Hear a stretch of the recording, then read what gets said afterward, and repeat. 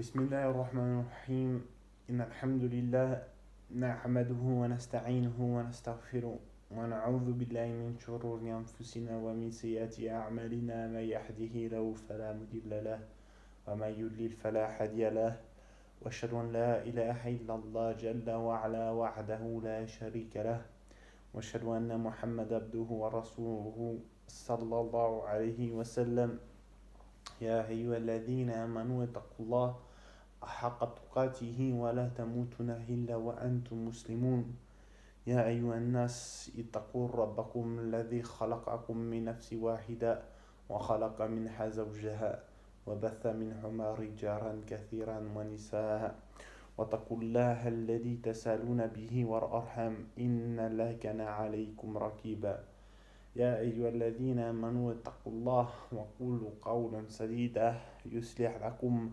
أعمالكم ويغفر لكم ذنوبكم ومن يطع الله ورسوله فقد فاز فوزا عظيما فإن أصدق الحديث كتاب الله عز وجل وخير الحديث هدي محمد صلى الله عليه وسلم وشر الأمور محدثاتها وكل محدثة بدعة وكل بدعة ضلالة وكل ضلالة في النار ويعوذ بالله أما بعد.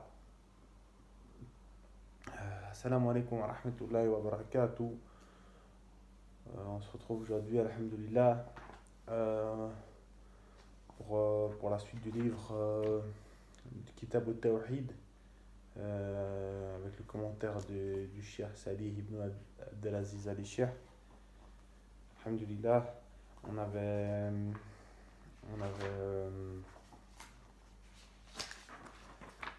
fait le prologue dans l'introduction du cours.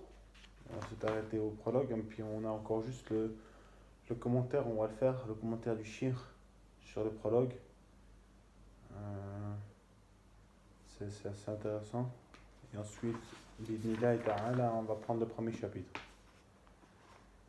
Alors, bismillah, le commentaire du Cheikh sur le verset « Je n'ai créé les djinns et les hommes que pour qu'ils m'adorent », c'est-à-dire que j'ai créé les djinns et les hommes sans but ni objectif autre que le fait qu'ils m'adorent.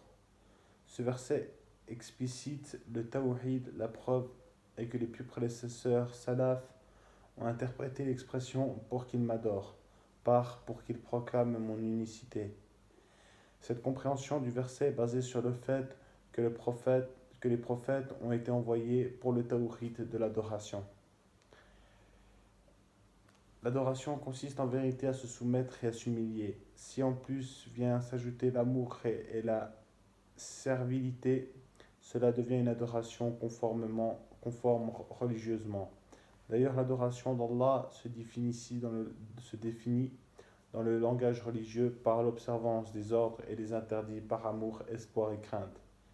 Shaykhul Islam Ibn Taymiyyah rahimahullah a dit à ce sujet, l'adoration est un nom qui regroupe tout ce qu'Allah aime et agrée comme propos, actes, apparents ou cachés. Par conséquent, il découle du verset que toutes les formes d'adoration doivent être vouées à Allah seul et à personne d'autre.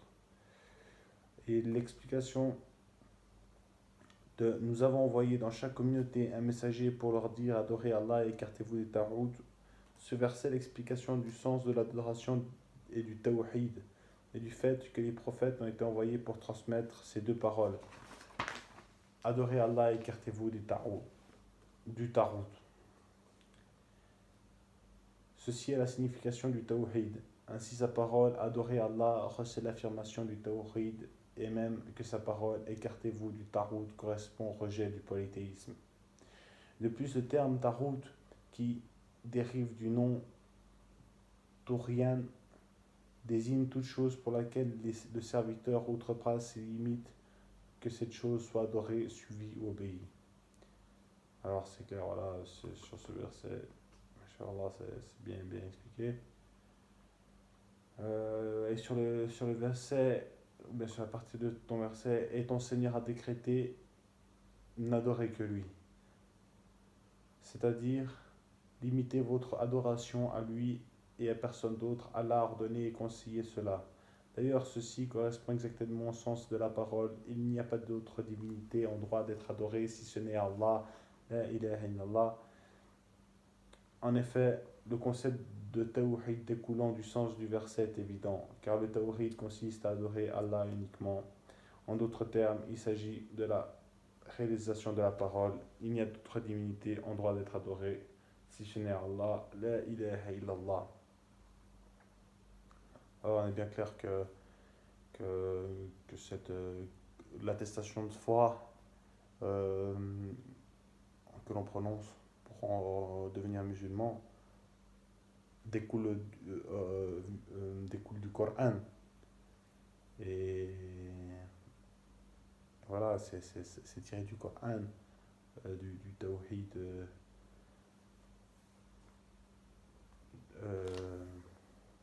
Comment dire? Le concept du Tawhid découlant du sens du verset est évident, car le Tawhid consiste à adorer Allah uniquement. Voilà. Dit, venez, je vais vous réciter ce que votre Seigneur vous interdit, ne lui associez rien. Le sens sous-entendu du verset serait, dit, venez, je vais réciter ce que votre Seigneur vous a interdit. Il vous a conseillé de rien lui associer, c'est-à-dire qu'il vous a ordonné de rien lui associer. En effet, le conseil cité ici est un conseil religieux. Or, si le conseil religieux émane d'Allah, il revêt le sens d'un ordre obligatoire. Enfin, la preuve indiquant le tawhid dans le verset est indiquée à celle du verset précédent. Euh, Adorer Allah et ne lui donner aucun associé. Ce verset indique l'interdiction de toutes les formes de polythéisme, qu'ils soient majeurs, mineurs ou cachés. Il indique aussi qu'il n'est pas permis de lui associer un ange, un prophète, un homme pieux, une pierre, un arbre ou un djinn, car tout ceci est englobé par la portée du terme aucun. C'est clair? Ibn Mas'ud radiallahu anhu a dit, quiconque voudrait lire le testament de Mohammed sallallahu alayhi wa sallam, sur lequel il aurait apposé son sceau, c'est-à-dire s'il avait existé un testament que le prophète sallallahu alayhi wa sallam aurait effectivement laissé, sur lequel il aurait apposé son sceau et qui aurait été ouvert après sa mort, sallallahu alayhi wa sallam, ou après qu'il ait rejoint la plus haute compagnie, cela aurait sans aucun doute été ce verset contenant les 10 conseils. Ces propos d'Ibn Mas'ud soulignent la grande importance qui revêtent ces versets débutant par l'interdiction du polythéisme. Ceci prouve qu'il s'agit de la plus grande des priorités, de la première et de la plus importante des requêtes. Voilà, vraiment la chose la plus importante, vraiment, avant tout, c'est ne pas commettre de polythéisme, ne pas faire du shirk. Car les bonnes œuvres, elles viennent après cela, parce qu'Allah subhanahu wa ta'ala, il nous dit que si on associe quelque chose, on lui associe quelque chose, nos œuvres deviendront vaines. Donc, ça ne sert à rien de œuvrer, peu importe l'œuvre, peu importe la grandeur de l'œuvre, la quantité, si on fait du shirk, ça ne sert à rien, strictement à rien. Donc, écartez-vous du shirk, vraiment, n'associez rien à Allah, faites attention, vraiment.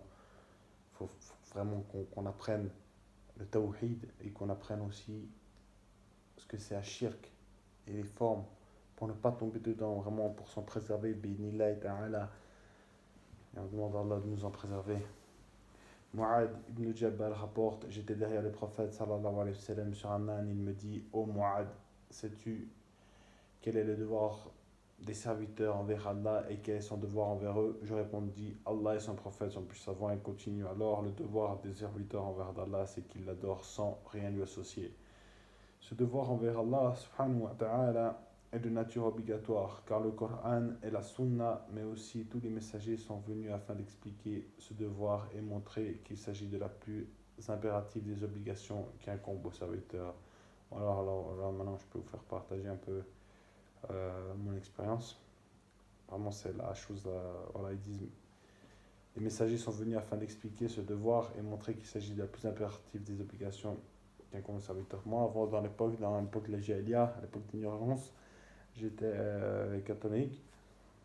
Et dans la Bible, le premier des commandements, c'est tu n'adoreras qu'un Dieu. Ensuite, tu ne feras pas d'idole. Et il y a beaucoup de lois contre l'idolâtrie. Donc vraiment, même si on prend la Bible, voilà, qui n'est pas authentique, qui est falsifié, qui est une partie authentique par falsifié, ça c'est pas un sujet du cours. Ce serait intéressant une fois de faire un cours dessus. J'aimerais bien. Mais il existe, hein. Vous pouvez aller regarder sur internet, il y a des frères qui l'ont fait, l'authenticité de la Bible, quoi. À quel point elle est authentique, à quel point elle est falsifiée, voilà. Nous, on est les gens de la Sunna du juste milieu. On croit à ce que le Coran, euh, on croit à ce qui est, dans la Bible, on croit à ce que le Coran et la Sunna ont confirmé. Ce que le Coran et la Sunna a nié, on le rejette, on dit que c'est faux. Et sur ce qu'on n'a pas d'informations, on dit ni que c'est faux ni que c'est vrai. On délaisse tout simplement. Donc, mais par contre, on voit bien que le shirk aussi, c'est toujours été la première priorité de s'écarter du shirk, vraiment. Et voilà, vraiment, il y a des récits vraiment, de nombreux récits sur ce sujet-là. Allah wa alam. Et son devoir envers eux est qu'il ne châtie pas ceux qui ne lui ont rien associé. Le devoir d'Allah, subhanahu wa ta'ala, envers ses serviteurs, les savants ont unanimement affirmé qu'Allah s'est imposé ce devoir à lui-même. En effet, Allah tabaraka wa ta'ala s'interdit ce qu'il veut en accord avec sa sagesse, de même qu'il s'impose ce qu'il veut en accord avec sa sagesse. Comme lorsqu'il dit dans le hadith Qudsi, je me suis interdit à moi-même l'injustice. Allahu Akbar. Voilà, alors pour la fin du prologue, c'était un peu, quelque peu, des moments compliqués, d'autres moments moins, mais tout ce qu'il y a dans le prologue, on va en fait bien, il sera bien détaillé dans le livre, Inch'Allah ta'ala. Alors, au chapitre 1 du mérite du tawhid, de l'unicité, on rappelle le tawhid, c'est l'unicité en français. Ça veut dire le fait de rendre quelque chose unique. Voilà, il y a beaucoup de sectaires qui vont te dire oui, mais le tawhid, il n'est pas écrit dans le Coran. Oui, mais Qul huwa Allahu ahad, il dit il est Allah unique. Voilà. Puis voilà, il y a beaucoup de versets qui vont dans ce sens-là. Donc voilà, nous on dit le tawhid, l'unicité et des péchés qu'il permet d'expier. Allah Jalla wa ala dit dans l'essence du verset 82 de la sourate Les Bestiaux, ceux qui ont cru et n'ont point troublé leur pureté de leur foi par quelque injustice, shirk, ceux-là ont la sécurité et ce sont eux les bien guidés. Qu'Allah nous compte parmi ceux-là, vraiment qui nous préservent de l'adoration des idoles et de la souillure des idoles, et qui nous guide sur la voie de la sunna du noble messager sallallahu alayhi wa sallam.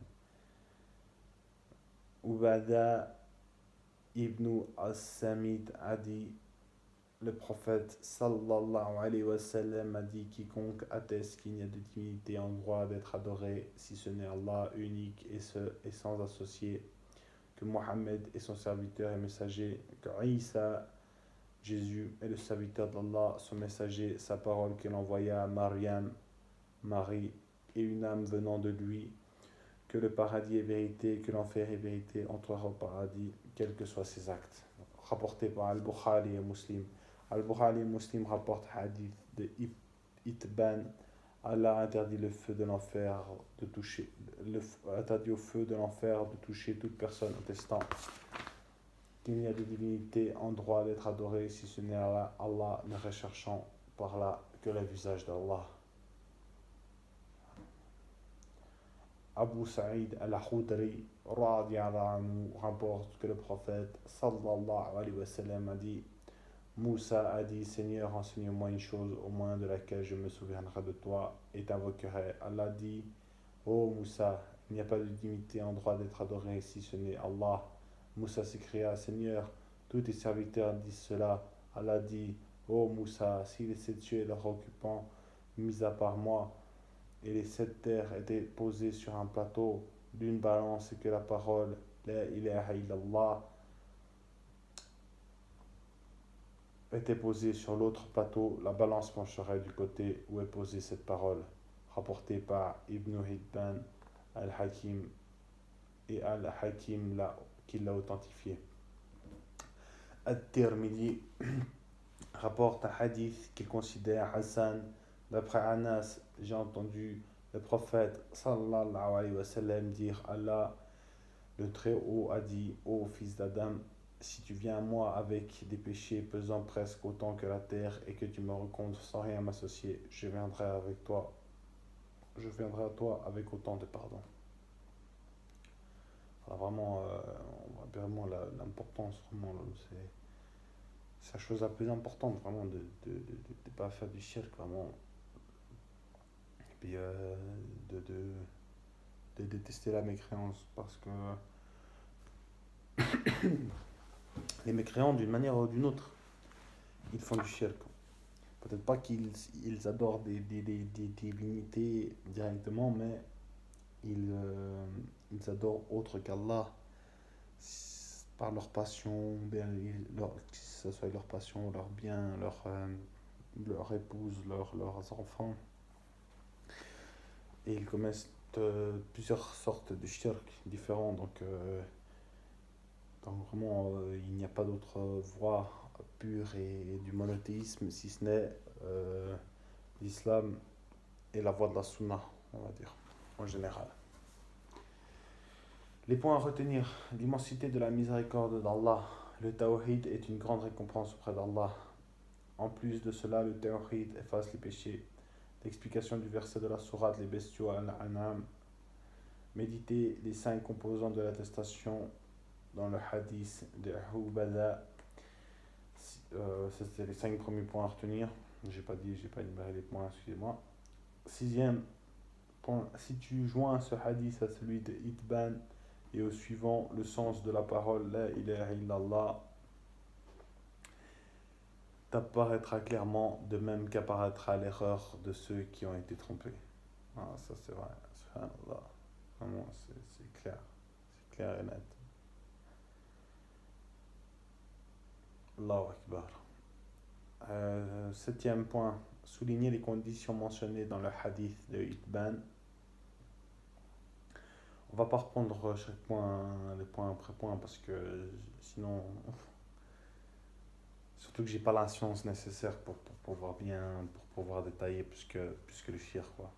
Des fois, s'il y a 2-3 points que je peux apporter, que je vois, mais que je ne vais pas tirer de ma tête, hein.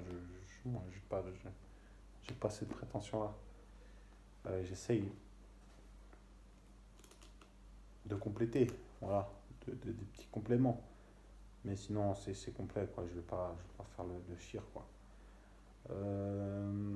Les prophètes ont besoin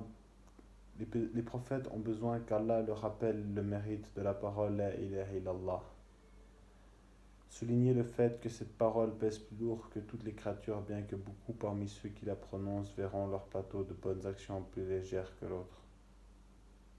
Pourquoi cela? Car beaucoup le disent sans vraiment rechercher l'agrément d'Allah, et qu'Allah nous en préserve.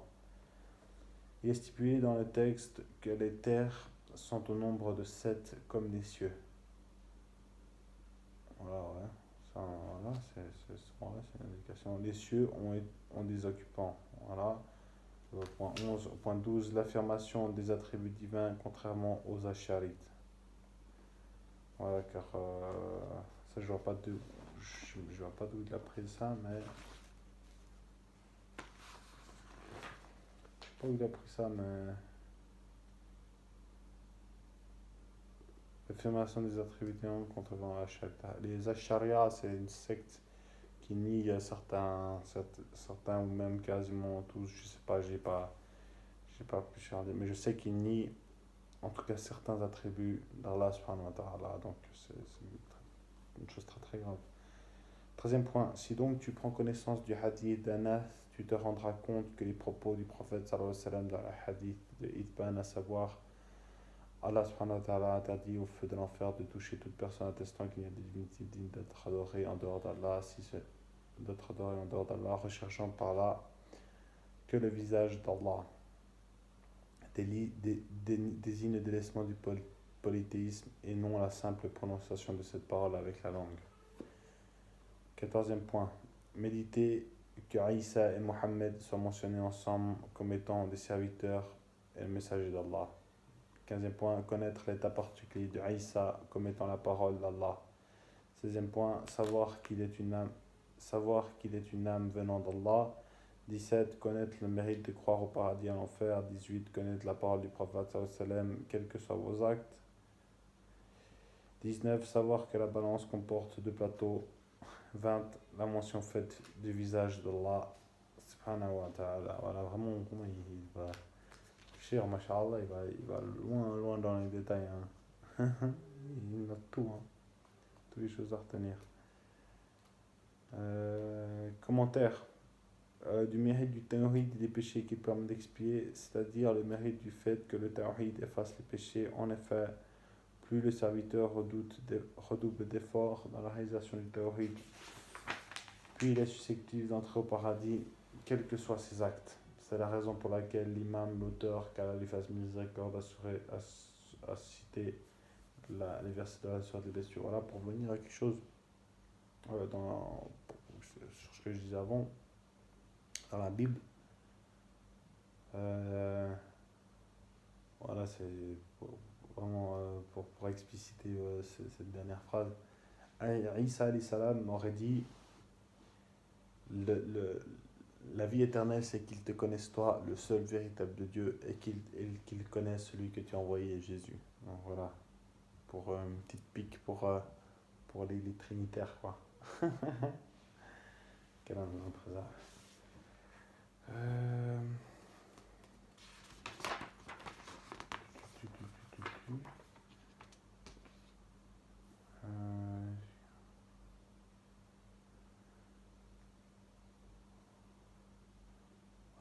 Là, il explique tout, il répond tout. Donc, on va repasser au chapitre 2, Inch'Allah. On s'en avance un peu. Quiconque réalise complètement le tawhid entrera au paradis sans jugement. Quiconque réalise complètement le tawhid. Hein. Alors qu'il y a un certain niveau, hein. C'est pas tout le monde qui nous compte parmi ceux-là. Oui.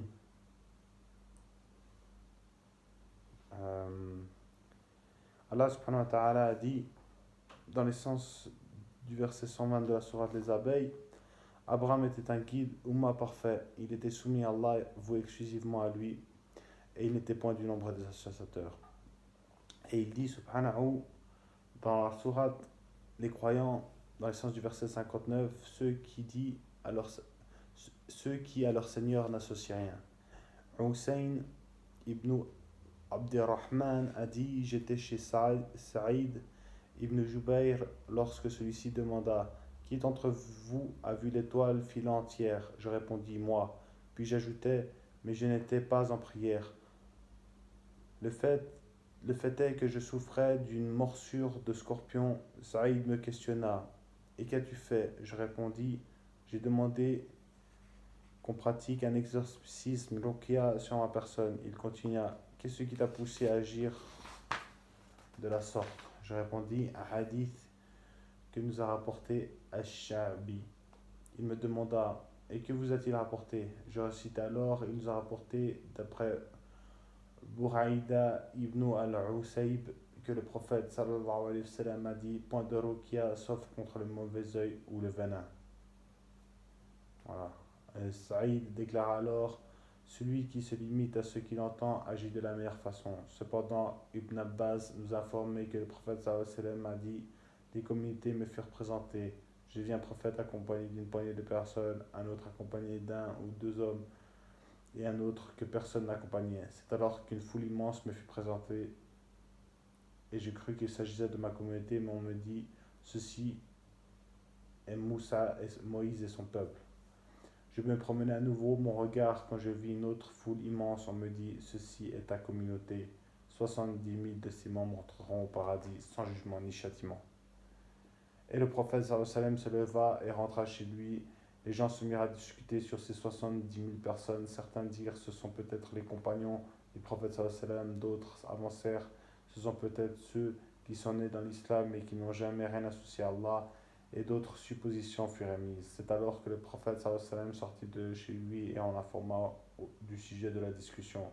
Il dit, ce sont ceux qui ne demandent pas qu'on leur fasse de ruqya, ni de cautérisation, qui ne consultent pas les augures et qui placent toute leur confiance en leur Seigneur. Ukasha ibn Misan se leva et dit, invoque Allah pour que je fasse partie de ce groupe de personnes. Le prophète sallallahu alayhi wa sallam répondit, tu en fais partie. Un autre homme se leva et demanda la même chose. Le prophète a dit, Ukasha t'a dévancé. Voilà. Pour quand même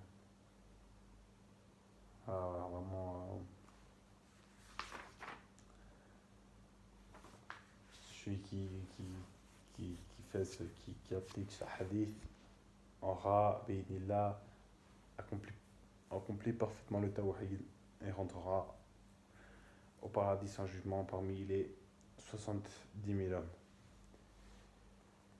Je crois qu'on va s'arrêter là pour aujourd'hui. Je suis fatigué et puis c'est tard déjà. Donc n'hésitez pas à me dire si vous pouvez me poser des questions, ou bien de corriger s'il y a des erreurs. Avec plaisir.